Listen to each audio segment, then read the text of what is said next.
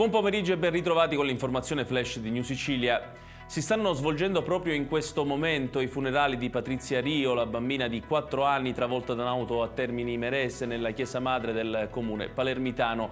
Alla guida del veicolo che ha investito la piccola, una donna di 51 anni, adesso indagata per omicidio colposo. L'impatto è stato violentissimo, tanto che la sfortunata vittima avrebbe fatto un volo di diversi metri.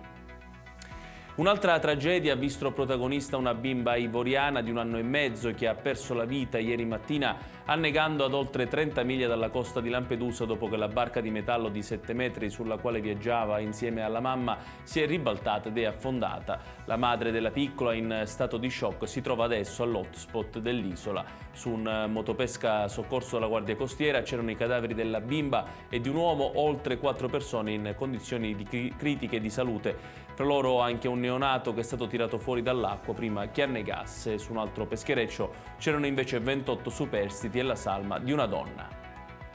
È stata dichiarata la morte cerebrale del 22enne Giuseppe Fede, vittima di un incidente stradale avvenuto nella notte di ieri a Tremestieri, frazione di Messina. Il giovane viaggiava a bordo di una Yamaha R3 quando lungo la strada statale 114 si sarebbe scontrato contro una Fiat Panda. Il sinistro è avvenuto lungo un rettilineo all'altezza di una scuola. Da subito le condizioni del 22enne sono apparse gravi. Al pronto soccorso del Policlinico di Messina è giunto in codice rosso. Nella giornata di ieri la situazione è precipitata ed è stata dichiarata la morte cerebrale del centauro. I carabinieri di Siracusa hanno identificato e arrestato il responsabile del ferimento a colpi d'arma da fuoco di un uomo nel quartiere Borgata. L'autore è un tortoriciano di 54 anni con numerosi precedenti penali. Dopo aver ferito gravemente la vittima si era reso irreperibile. I militari lo hanno rintracciato e arrestato sulla scorta dei gravi indizi raccolti durante le indagini.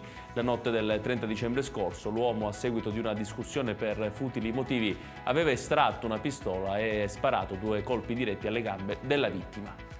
Ed è tutto per questa edizione. Il prossimo appuntamento col TG Flash alle ore 18.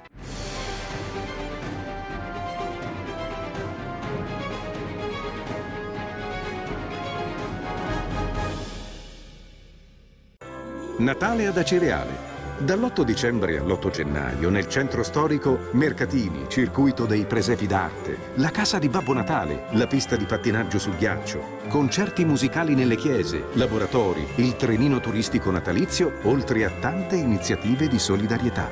Il 24 dicembre alle ore 20 Uzzukku, tradizionale accensione. L'amministrazione comunale augura buone feste.